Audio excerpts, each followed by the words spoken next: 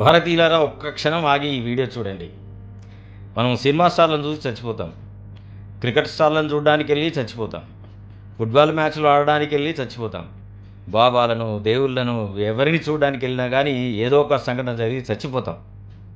కానీ పొలిటీషియన్లు బాగుంటారు, వీటన్నిటిని ఎంకరేజ్ చేసే బిజినెస్ మెన్లు బాగుంటారు, క్రికెటర్లు బాగుంటారు, సినిమాలు చేసే సినిమా స్టార్లు బాగుంటారు. కానీ చచ్చిపోయే వాళ్ళందరూ ఎవరు? భారతదేశం ఇప్పుడు ఒక సంఘర్షణ స్థితిలో ఉందని మనందరికీ తెలుసు.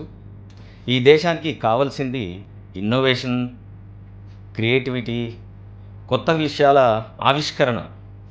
వీటిపైన మన జీవితాలని, మన ఆలోచనల్ని అన్నిటినీ మనం కేంద్రీకరిస్తే తప్పకుండా మన దేశం ట్రిలియన్ డాలర్స్ ఏంటి, కొన్ని కోట్ల డాలర్ల వరకు చేరడానికి అవకాశం ఉంటుంది. Let us stop think about our mind set. దేవుళ్ళను ఆరాధించవచ్చు, క్రికెటర్లను ఆరాధించవచ్చు, కానీ ప్రాణాలు పోగొట్టేంత ఆలోచించడం అవసరమా?